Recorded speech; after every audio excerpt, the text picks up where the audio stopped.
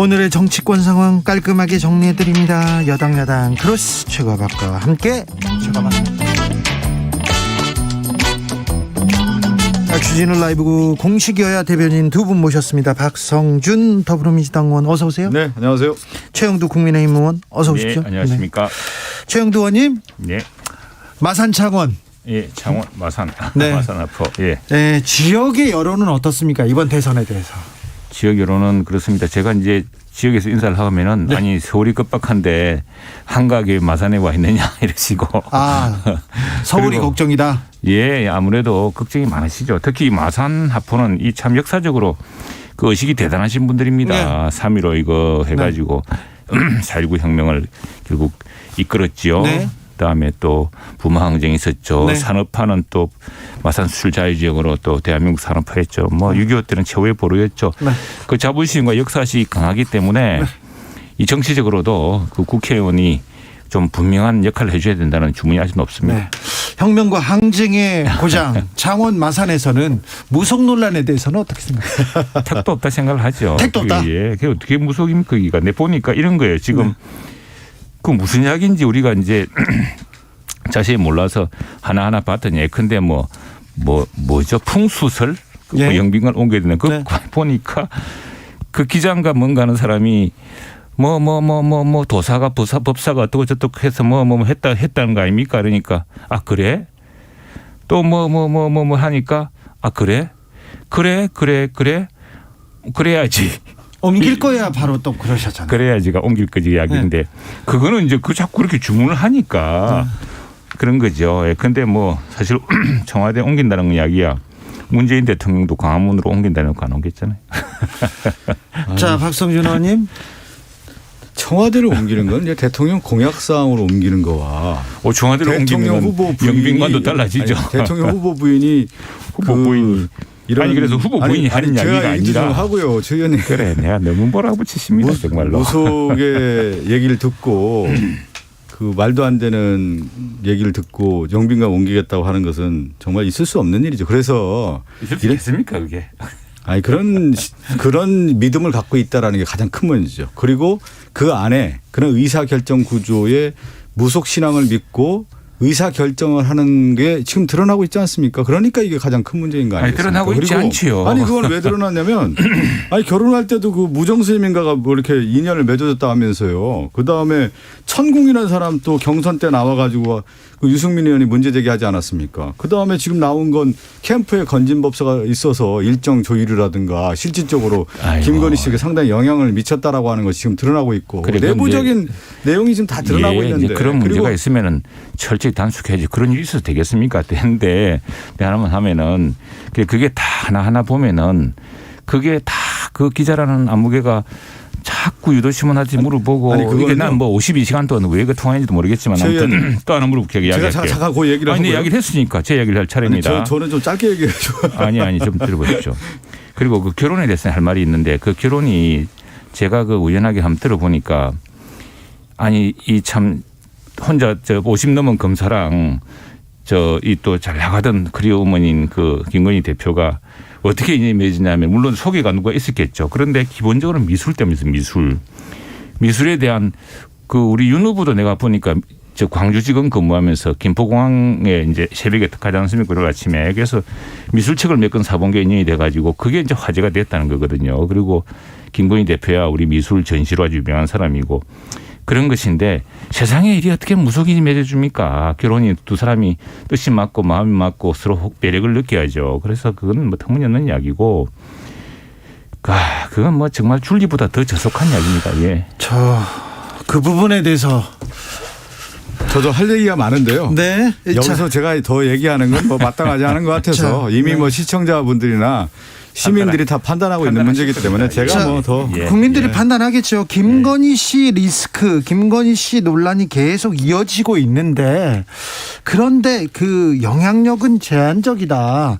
지지율은 윤석열 후보의 지지율은 움직이지 않는다. 이렇게 보는 시각도 좀 있습니다. 그렇지가 않아요. 지금 이제 이런 거죠. 김건희 씨 7시간 녹취록과 관련된 MBC 보도가 있었지 않습니까? 그 이후에 상당히 김건희 씨가 오히려 자신의 변화와 옹호한 발언이 됐다 이렇게 분석하는 시각도 있지만 지금 드러난 걸 보면은 김건희 씨가 한 발언 내용을 오히려 팩트 체크하고 있지 않습니까?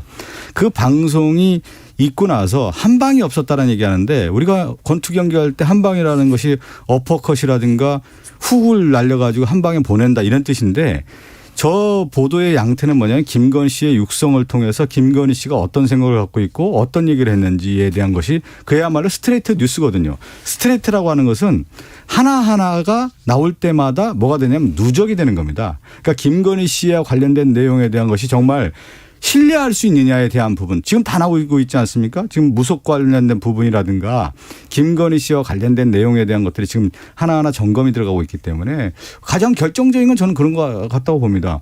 기자와의 대화 중에 홍준표 의원이라든가 유승민 전 후보와 관련된 내용에 대해서 굿을 벌였다라고 김건희 씨가 얘기를 하고 있는데 거기에 대해서 홍준표 의원이라든가 유승민 후보가 지금 아니라고 얘기를 하고 있지 않습니까? 그런 것들이 하나하나 누적되는 과정에 있는 것이다. 지금 김건희 씨 관련된 내용은 지금 계속해서 앞으로 팩트 체크할 최영두 의원님. 우리 당내 이야기는 이제 우리 당에서 또 당사자들이 이제 그 문제가 사과를 해야 될 일이고 또 사과를 했고요. 한 문제인데 자, 지금 이게 이제 사람들이 생각할 때 자, 이게 사적 통화 아니겠습니까? 처음에 뭐 도와준다 또 뭐 정보 노릇을 해주겠다 뭘 어떻게 조언을 해주겠다 또 그리고 이 매체가 처음에는 옛날 그 무슨 저 윤석열 후보가 검찰총장 청문회할 당시에 굉장히 당시에 이걸 검찰총장 이 사람을 파헤친 뉴스타파에 가서 막 거의 뭐 응징 취재라는 걸 해가지고 네. 이제 고맙다 뭐 이런 식으로 해서 이제 대화가 시작된 모양인데 가짜 기사도 만들어서 호감을 살려고 하고 뭐 그래가지고 온갖 이야기가 지금 70 몇 시간요? 50 몇 차례 걸쳐서 근데 이게 사적 통화 아니게 사적 통화인데 사적 통화라는 것이 그 사적 통화로 치면 더 무시무시한 것이 있죠. 다른 사람 다른 부인이 아니 있습니까? 그런데 이제 사적 통화 이걸 다 조각조각 내가지고 앞뒤 거두절미하고 이런 겁니다. 돈 이야기만 하더라도 아 누님 누나 제가 돈이 없어요. 우리 애들이 좀 어리기도 하고 뭐 어쩌고 저쩌고 해서 돈 이야기를 자꾸 합니다. 그러면 웃으면서 얼마 줄까 뭐 이런 이야기를 가지고 매수하려고 했다라든가 또는 뭐 풍수 문제만 하더라도 아 어느 법사도 옮기라 그랬고 어느 법사도 옮기라 그랬고 어느 법사도 옮기라 그랬고 어느 법사도 옮기라 그랬죠. 아 그래 그래야지 뭐 이렇게 답변한 거 가지고 풍수에 무엇이 뭐 한다 어쨌다. 그리고 지금 무슨 네트워크니 뭐 그런 것도요.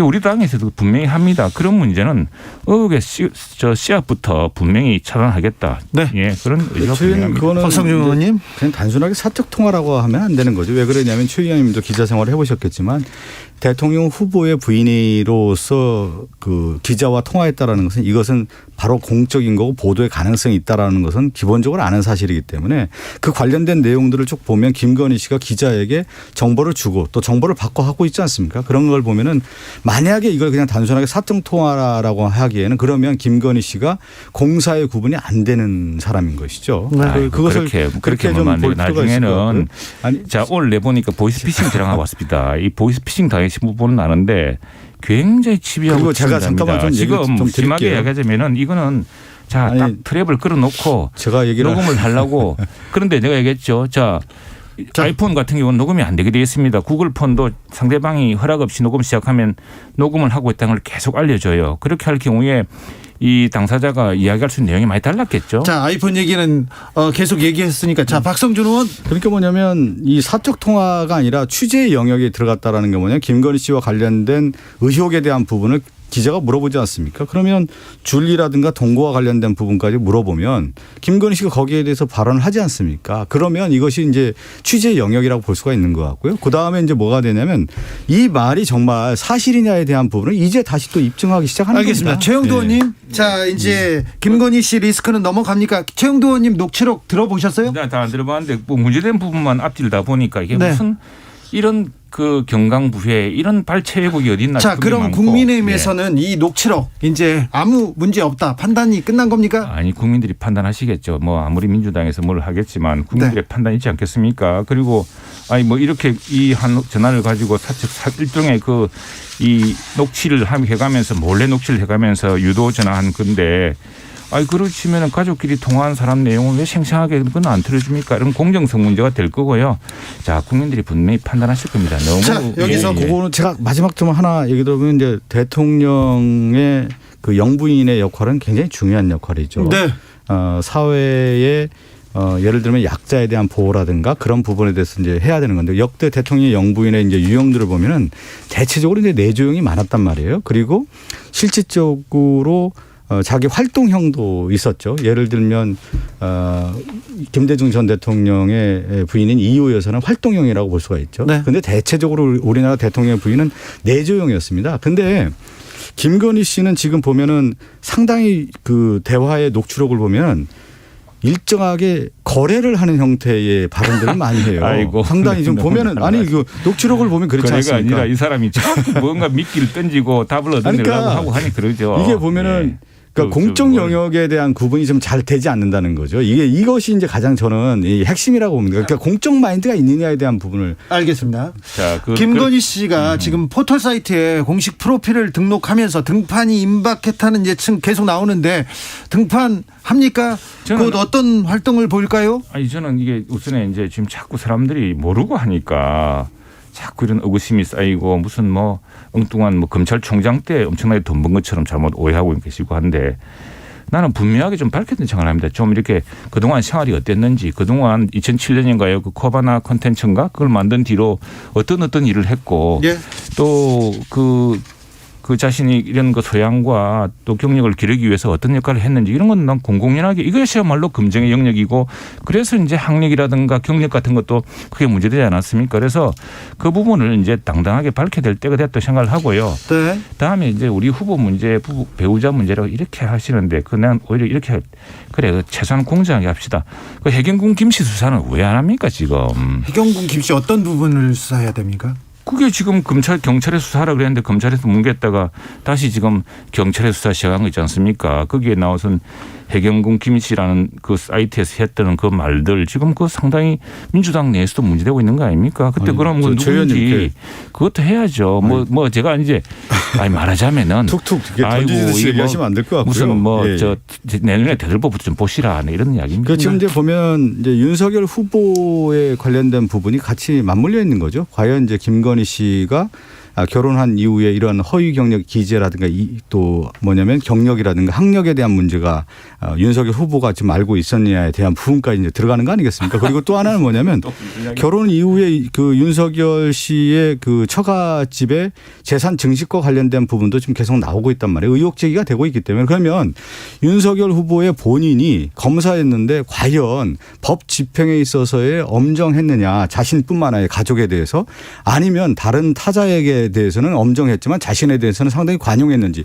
이런 부분과 다 맞물려 있는 겁니다. 그리고 또 하나가 지금 김건희 씨가 관련된 수사와 관련된 녹취록에 다 드러나고 있지 않습니까? 오히려 김건희 씨가 자기가 수사를 관장하는 듯한 어휘를 쓰고 있단 말이에요. 다 알고 있고.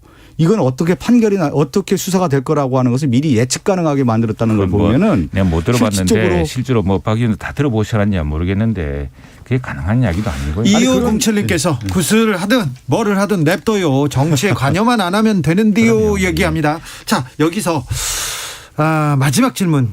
최영두 의원님한테 드립니다. 그리고 민주당으로 넘어가겠습니다. 국민의힘에서 도이치모터스 주가 조작 의혹 연루된 계좌 정보만 공개하면 명확하게 해소하고 넘어갈 수 있을 것 같습니다. 그런 의견 주셨어요. 누가 그런 이야기를 했습니까? 이 검찰에서 지난 몇 년간 탈탈 털지 않았습니까?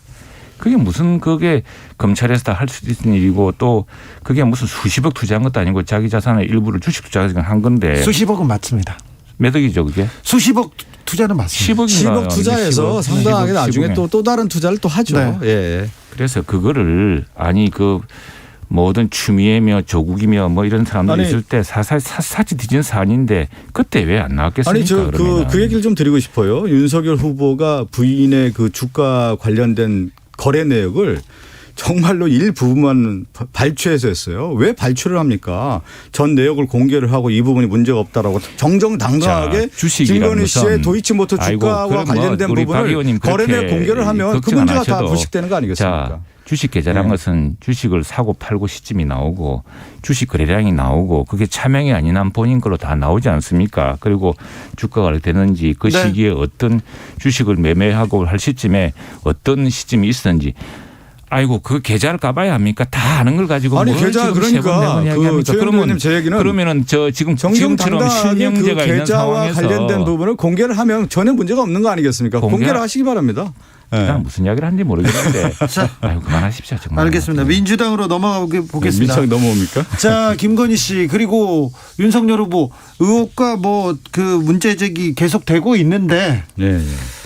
민주당의 지지율, 이재명 후보의 지지율 주춤하고 있다. 그리고 윤석열 후보는 상승세다. 이런 조사가 계속 나오는데요. 그건 이제 분석이 좀 잘못됐을 수 있는 거예요. 왜 그러냐면 이재명 후보가 제가 이제 첫 캠프서부터 있었지 않았습니까? 예. 근데 10%에서 때부터 20%대, 그다음에 30% 넘어와서 사실 늘 있어왔던 이제 장벽이 있는 것이죠. 그러다 보면 어느 시점이 되다 보면 그것을 돌파하는 시점인데 이게 이제 지지율이라고 하는 것이 우리가 볼 때 지난 11월에 윤석열 후보가 이제 경선에서 단독 후보가 됐을 경우에 상당히 지지율이 높게 나타나지 않았습니까? 그에 네. 이제 윤석열 후보에 관련된 그 실제 그 대통령 후보로서 수행을 할 수 있는 능력이 있느냐에 대한 회의적 시각과 더불어서 내분이 일어나면서 지지율이 이제 하락됐단 말이죠. 근데 상대적으로 우리는 아주 그 천천히 올라가는 그런 흐름이었단 말이죠. 그런데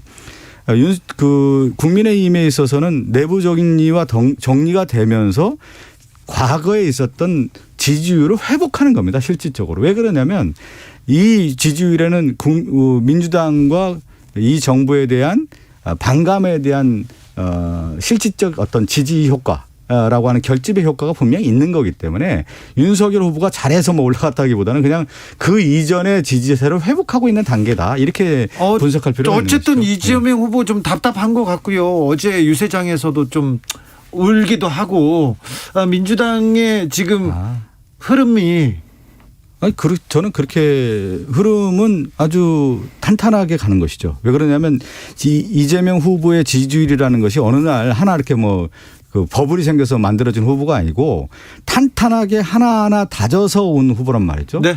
2017년에 그 이재명 후보의 첫 대통령 후보 출마한 이후부터 경기지사 당선되고 지금까지 오면 그 지지율이라는 것이 이재명 후보가 피와 땀과 눈물을 흘려서 지지율을 만든 지지율이란 말이죠. 그러니까 상대 후보와의 지지율은 좀 차이가 있는 것이죠. 최영도 의원님 어떻게 보십니까? 어떤 분이 재미있는 표현을 하시는데 이번 대선 구도는 믿지 마 대 묻지 마의 싸움이다. 믿지 마 대 묻지 마요. 그러니까 이제 신뢰의 위기에 빠진 이재명 후보에 대한 그 이제 믿을 수 없다는 이런 사람들의 의구심.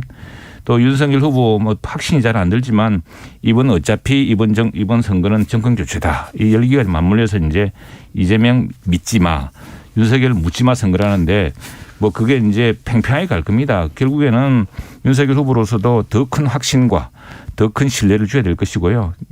뭐 이재명 후보는 지금 아주 굉장한 신뢰의 위기를 계속 갇혀 있지 않습니까? 지금 이렇습니다. 근데 지금 문재인 대통령 이 정부를 교체하겠다고 정권 교체 열기가 높은데 이재명 후보는 정권 재창출하겠다는 분이 문재인 대통령 국정 인지도도 훨씬 낮아요. 이런 상황이 아마 굉장히 근본적인 문제라 생각을 하고 그리고 또 하나는 뭐 그분의 이 기억이 그때마다 편하게 바뀐다든가 또 뭐 정책 내놓고 말이 바뀐다든가 하는 이런 거 그것이 과연 일을 잘할 사람이냐 이 사람 이렇게 했다거나 일을 거들릴 사람 아니냐라는 이제 의구심을 그것 때문에 민주당 내부에서 상당히 좀 걱정이 많은 거예요. 윤석열 후보의 가장 큰 문제는 정말로 일을 할 수 있겠느냐예요. 그 일을 해봤느냐도 문제 있고 그 문제를 해석할 수 있는 능력도 있느냐 이런 부분까지 지금 있단 말이죠. 지금 윤석열 후보가 저는 노출이 됐을 언론에서 인터뷰라든가 윤석열 후보가 어떤 정책에 대한 어떤 설명을 했을 경우에는 그 설명 능력이 부족하단 말이에요. 그렇기 때문에 좀 철저하게 저는 윤석열 후보가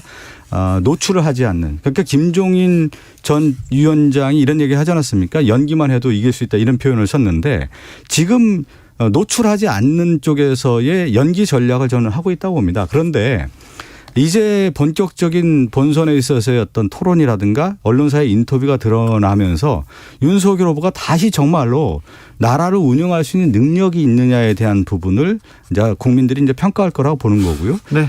가장 중요한 것은 정말 국정 수행 능력, 판단과 결정과 추진력이 있는 후보이냐에 대한 부분을 검증대에 올라가게 되는 건데 윤석열 후보가 저는 그 능력을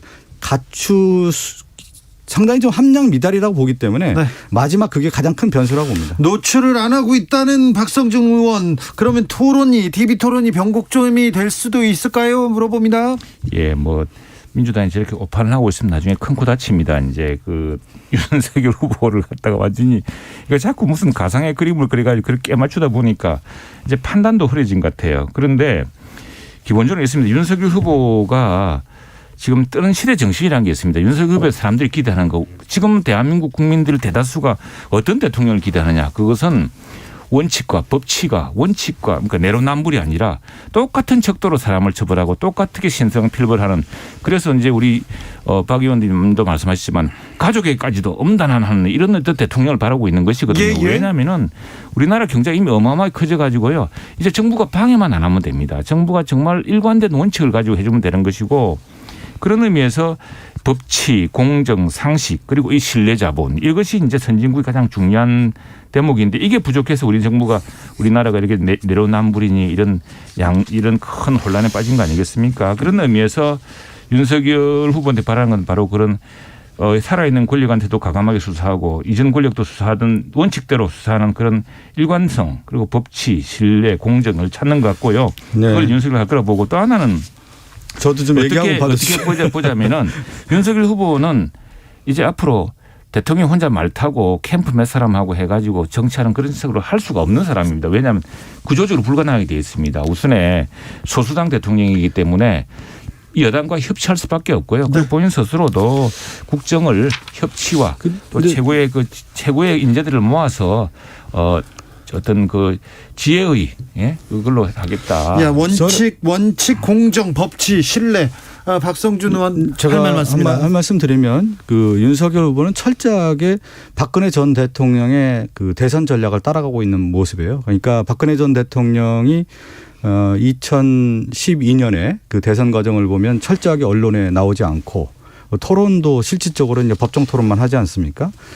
그러한 가운데 언론 인터뷰도 실제 거의 하지 않습니다. 예. 그래서 그 베일에 가려준 후보로서의 어떤 전략을 철저히 하죠. 그런 다음에 뭐냐면 나왔을 때 자기들 준비된 원고만 읽어가는 과정에서의 이제 그 전략인데 윤석열 후보가 저는 철저하게 그 전략을 따라가고 있다고 봅니다. 그렇기 때문에 토론이라든가 지금 윤석열 후보는 앞으로도 언론 인터뷰는 그 실제 필요하지 않은 인터뷰들은 하지 않을 거고, 근데 이제 이것을 왜 볼 수가 있냐면 이 토론이라든가 언론 인터뷰는 이 후보가 정책 능력이 있느냐에 대한 부분을 이제 보게 되는데 이 정책 능력에 대한 부분이 이제 준비가 돼 있지 않고 그것을 판단할 수 있는 능력이 있는지에 대한 어떤 회의적 시각들이 분명히 있기 때문에 아마 이제 캠프 내에서 그러한 전략들을 세우지 않나 그렇게 읽혀집니다, 저는. 토론, 인터뷰 사실 좀 피하는 인상이 있습니다. 윤석열 후보. 실제로 보면은 토론 뭐 지금 하는 기자협회 토론이라든가 관훈클럽 토론이라든가 그다음에 3프로 토론이라든가 한 번도 그걸 한 적이 없고요. 다 하고 있고 지금 또 민주당이 저 양자 토론 하자 그래서 양자 토론도 준비하고 있고 언론사 인터뷰 많이 하고 있습니다. 많이 하고 있는데 지금 민주당은 이제 보고 싶은 것만 보고 자꾸 그걸 사슴을 말이라 그래 놓고 자꾸 말로 만들라고 말씀하시는데 그 이제 아마도 그랬던 것 같아요. 지금 우리 오히려 윤석열 후보가 어디 가면은 말씀을 너무 많이 하셨어요. 말 많이 하는 분이세요.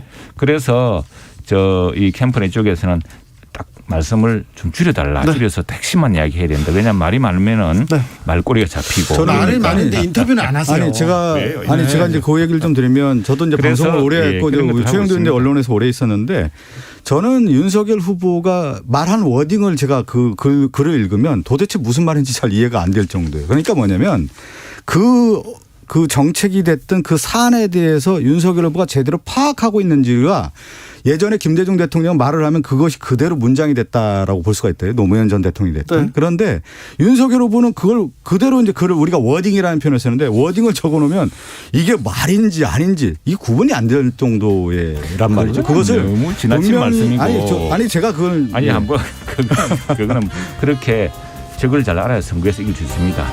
네.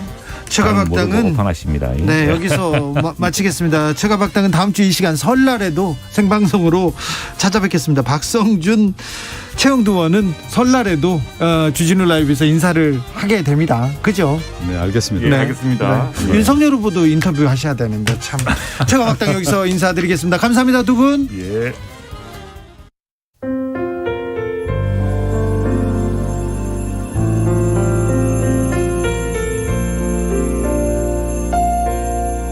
KBS 라디오 연중기획 희망충전 대한민국 466